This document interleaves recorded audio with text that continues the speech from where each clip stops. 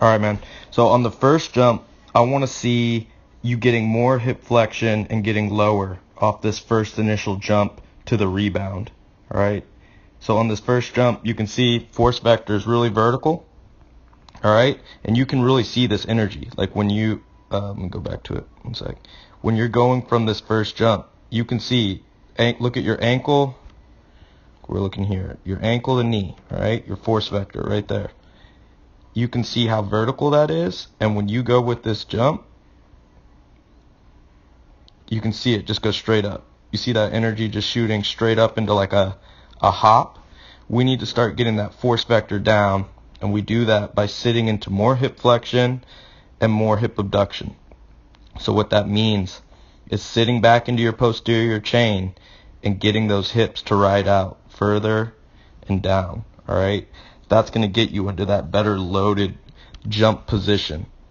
Okay? That's going to increase your first jump, and then the same thing on the way back. Springing out as far as we can into that second jump to rebound into your load position for the throw. Okay? So the farther we can get out and more dynamic in those two jumps, the more we're going to start opening up the hips.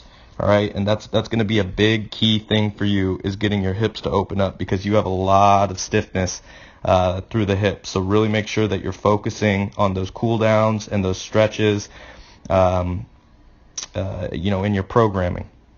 All right, so now let's go into the throw. So that being said, this is so much better than the last videos that you sent in of sitting into flexion. Sitting into that back leg, staying low. You're going in the right direction, but it still needs to be even better. All right. So I wanna give you some praise on that this is night and day better than before. But we're still seeing, look, very vertical front leg position. So again, we need to sit into even more flexion of the back hip. We need to get even more hip abduction so that we can get this force vector more linear. All right, and more towards the target. So we're still too vertical. Then we need to get quicker out of that back leg. So I like what you're doing with the counter rotation. I like what you're doing with the shoulders. All right, you're getting your shoulders into a good position, but this back leg just needs to get more dynamic. You're hitting front foot strike. Let's go to your front foot. All right, here, look at this back ankle. That's still that heel is almost still down. It's not kicked through. This back hip isn't through, and your shoulders are in a good position, but there's not going to be any separation here. The back hip is just too closed. So we need to get much more dynamic at getting this back hip fully open. When we can get that back hip fully open and keep these shoulders fully closed, now we're maximizing hip to shoulder separation. But here you're just going to see the hips and the shoulders are going to be going together. All right, so the hips are opening now, and the shoulders are just going with them. So there wasn't a lot of hip to shoulder separation. So again, that's a back leg issue. We need to get better at opening the hips. We need to get better at powering that back leg through, and better at getting that front hip open position. So when you're doing these drills and you're filming it, go back and look at them yourself. Take some time in between reps and really see, like, hey, I'm not getting my hip open at front foot strike. I need to get better at powering that hip open, because if we don't do that, then nothing is going to happen. That's a key, is getting that back hip open.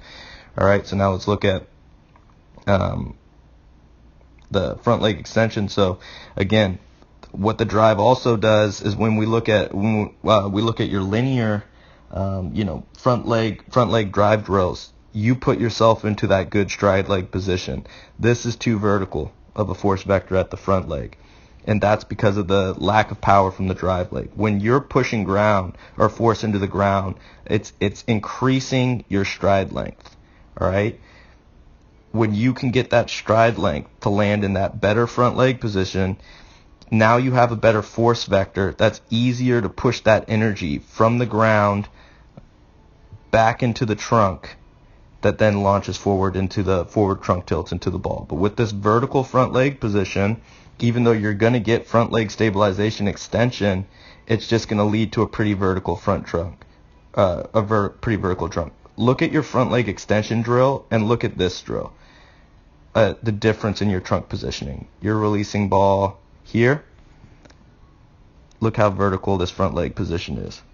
So we need to get a lot better at the back leg drive, landing in a better front leg position, and then getting quicker off the front leg extension so that we're extending that front leg and getting that better forward trunk tilt, all right, right into ball release.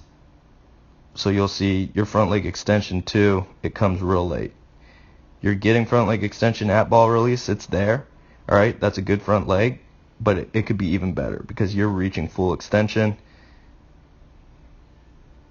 Let's see, somewhere in here, you even hyperextend a little bit, which can be hard on the knee, but that's way late. The ball is way over here. So, big takeaways, got to get better at driving out of that back leg, getting lower, getting more flexion, sitting into the posterior chain, powering that hip through. That's going to increase the stride length to get the front leg to land in a better position. Then we need more front leg extension from the front leg, which is going to translate to more forward trunk tilts.